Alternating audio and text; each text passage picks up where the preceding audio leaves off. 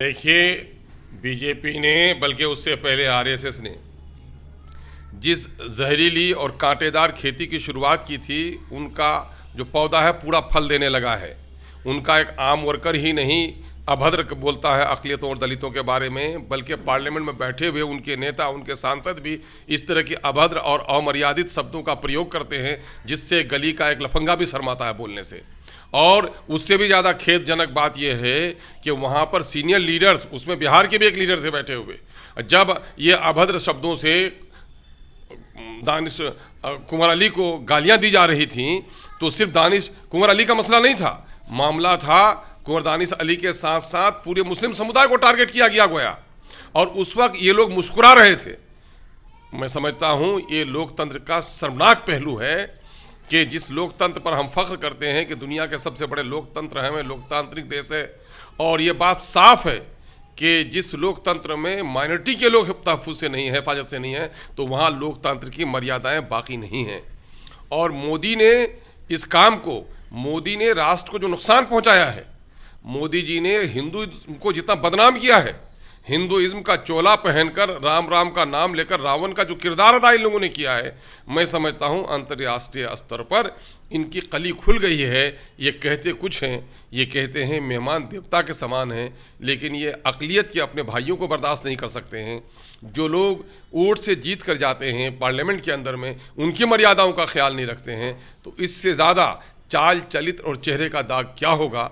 ऐसे लोगों पर कार्रवाई न करना, आसन की ओर से कार्रवाई नहीं होना, पार्टी की ओर से उस पर कार्रवाई नहीं होना, इस बात का संकेत है कि बीजेपी एंटी मुस्लिम एटीट्यूड के जरिए से ही वोट हासिल करना चाहती है, चूँकि वो अपने तमाम तर पॉलिसी में फेल हो चुकी है। चाइना के सामने में घुटने टेक दिए उसने, लोगों के खाते में 15 लाख रुपये की जगह पर 15 लाख लोगों को निकाल लिए, तेल की कीमत बढ़ा दी, नौजवानों के रोजगार छीन लिए, नोटबंदी पर, कोरोना बंदी पर देश को कंगाल कर दिया है। अब हमारा जो हिंदू मुस्लिम सारा समाज है अब सोच रहा है गंभीरता से कि इसने हिंदू मुस्लिम करके गद्दी तो हासिल कर ली, लेकिन हिंदू समुदाय का क्या हुआ, दलित समुदाय का क्या हुआ, ओबीसी का क्या हुआ, नौकरियां चली गई नौजवानों की, बेरोजगार हो रहे हैं, देश की तरक्की रुक गई है, रेलवे की हालत ख़राब हो गई है, पुरानी चीज़ों पर पट्टी चढ़ाकर नया नया दर्शन कराते हैं। इनके जो दोस्त हैं वो अरबपति होते जा रहे हैं, कई सालों में उनका रिकॉर्ड हो गया, उनके जो लोग जो करीब रहे, और जनता कंगाल हो गई है।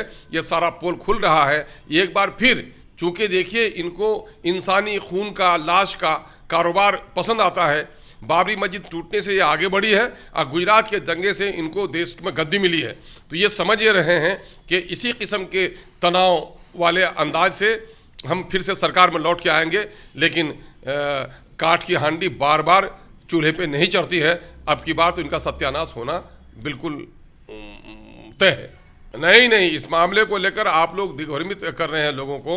मामला ये है कि महिलाओं के मान सम्मान के सबसे बड़े अलंबरदार हम हैं। माँ के पांव तले जन्नत है, बाप भी पैतृक संपत्ति में हक पाती है। शादी जीवन बंधन नहीं है, बल्कि एक पवित्र वो है, एग्रीमेंट है। हमने औरतों को आज़ादी का पूरा हक दिया है।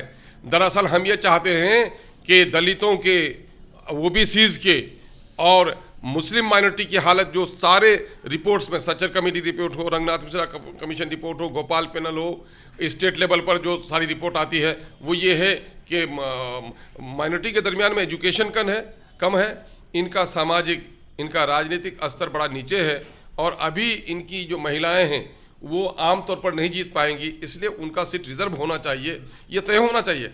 आप देख लेना ओबीसी में जो रिजर्वेशन है, माइनॉरिटी को क्या हिस्सा दिया जा रहा है उसमें। तो हमारा मामला ये है कि हमारा कंपार्टमेंट तय करो, ताकि हम कमज़ोर लोग हैं, और संविधान में इसका प्रावधान है कि जो वीकर सेक्शन है, वीकर सेक्शन को बाकायदा रिजर्वेशन देकर उनको आगे बढ़ाया जाए। हम उसका मुतालबा करते हैं।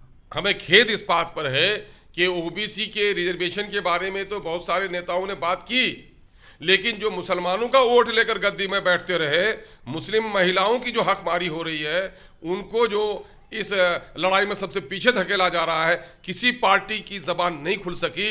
इन लोगों को शर्म होनी चाहिए मुसलमानों के दूसरे मुद्दों पर बात करते हुए, और मुसलमानों की वोट की उम्मीदवारी के लिए।